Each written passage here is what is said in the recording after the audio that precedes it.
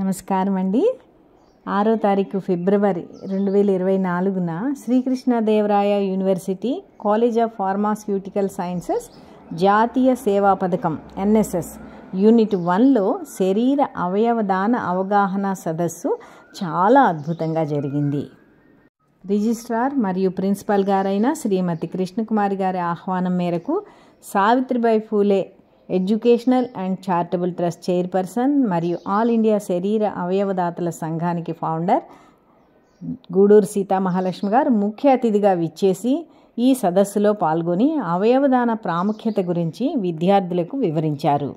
ఈ కార్యక్రమంలో జాతీయ సేవా పథకం కోఆర్డినేటర్ మరియు ప్రొఫెసర్ గారైన మురళీధర్ రావు గారు, ఫార్మా కళాశాల ప్రిన్సిపల్ డాక్టర్ గాజుల సోమశేఖర్ గారు, ఎన్ఎస్ఎస్ ప్రోగ్రామ్ ఆఫీసర్ పి సత్య సౌమ్య గారు, ఆఫీస్ స్టాఫ్ ఆదినారాయణ గారు, విద్యార్థులు మరియు ఇతర సిబ్బంది పాల్గొన్నారు. తిరుపాల్ గారు, నవీన్ గారు కూడా పాల్గొన్నారు. సీతామహాలక్ష్మి గారు మాట్లాడుతూ, మరణించినా జీవించండి, రక్తదానంతో ప్రాణాలను కాపాడండి, బ్రెయిన్ డెడ్ అయినప్పుడు అవయవదానంతో అభాగ్యులను ఆదుకోండి, మరణించిన పిదప నేత్రదానంతో అంధులకు చూపునివ్వండి, శరీరదానంతో వైద్య విద్యార్థుల జ్ఞాన సముపార్జనకు సహకరించండి అంటూ ప్రసంగించారు. సభ చాలా ఘనంగా జరిగింది. ఇప్పుడు సభకు వెళ్దాం రండి.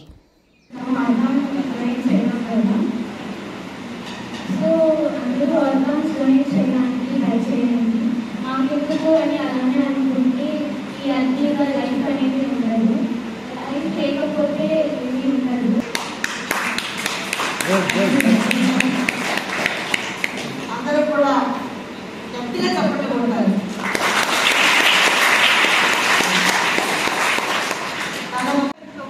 మన నేత్రాలు ఎందుకు దానం చేయాలని ఆలోచించామా? మనంత స్వార్థపల్లి ప్రపంచంలో ఎవరు ఉంటారు?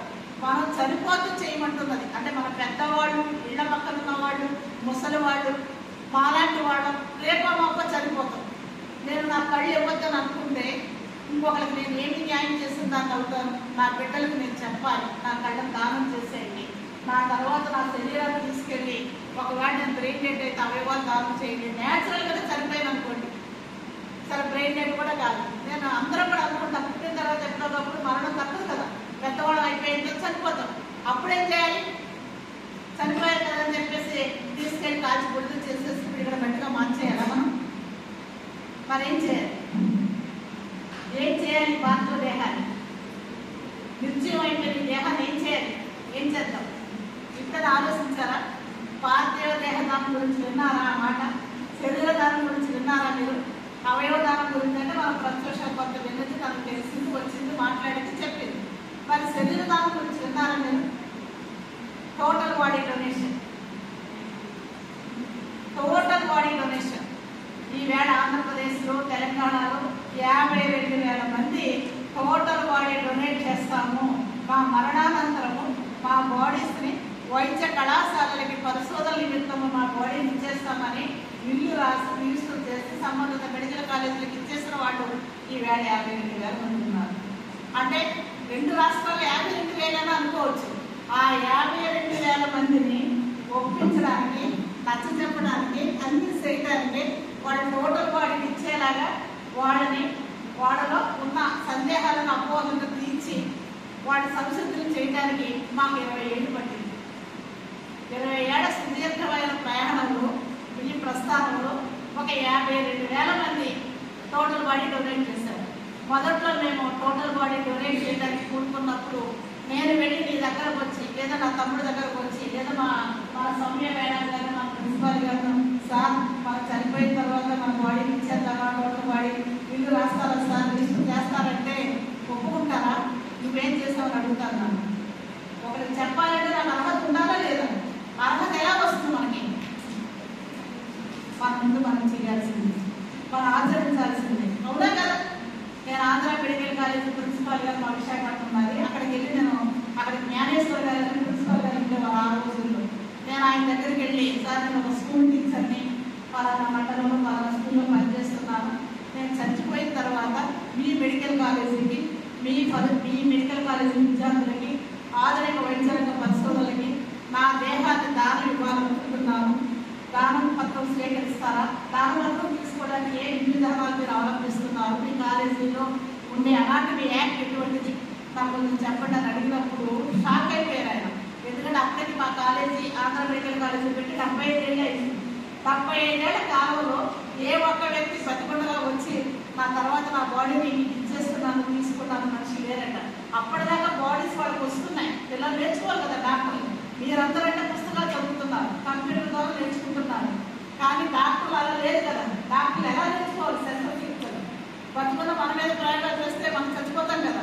వాళ్ళు చనిపోయిన బాడీస్ మీదే మానవ నిర్మాణ శాస్త్రం క్షుణ్ణంగా తెలుసుకుని అధ్యయనం చేసి శస్త్రచికిత్స చేయడం నేర్చుకుని పరిశోధన చేయడం నేర్చుకుని వాళ్ళ డాక్టర్లే సక్సెస్ఫుల్ డాక్టర్లే బయటకు రావాలి. వాళ్ళు అలా సక్సెస్ఫుల్ డాక్టర్గా బయటకు రాలేకపోతే మనం మూల్యం చెల్లించాల్సి వస్తుంది సమాజమే.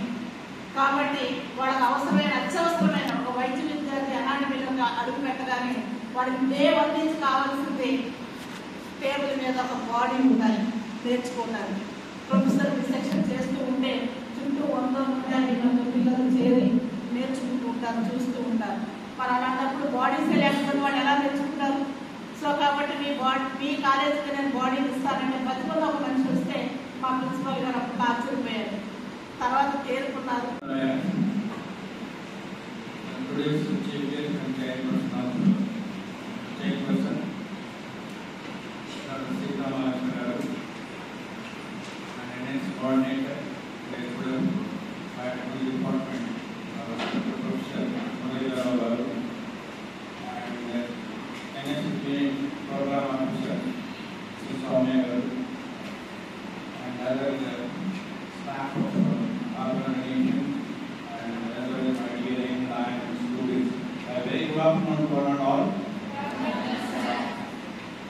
Today we gather here, we know that already awareness on organ donation, and we all know that because already we belong to, we are not a layman or laywoman, because you all already aware of this organ.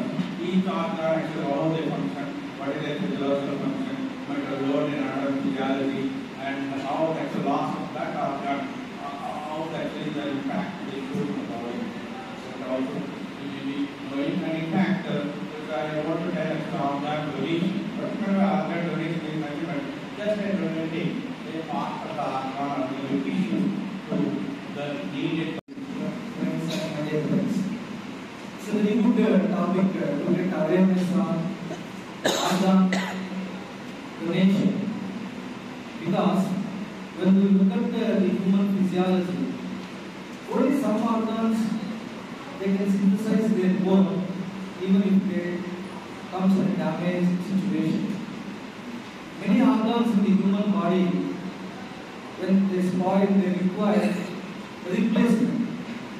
So this replacement actually they require from another person or another donor. So because of the lifestyle and doing different diseases, organs may be damaged due to different biomechanical problems, as I said, by so every student get some inspiration, some awareness on organ donation, like how our blood is going to be donated to others. ఈ video మీకు నచ్చితే like చేయండి, comment చేయండి, subscribe చేయడం మర్చిపోకండి. మీ ఫ్రెండ్స్కి కూడా share చేయండి.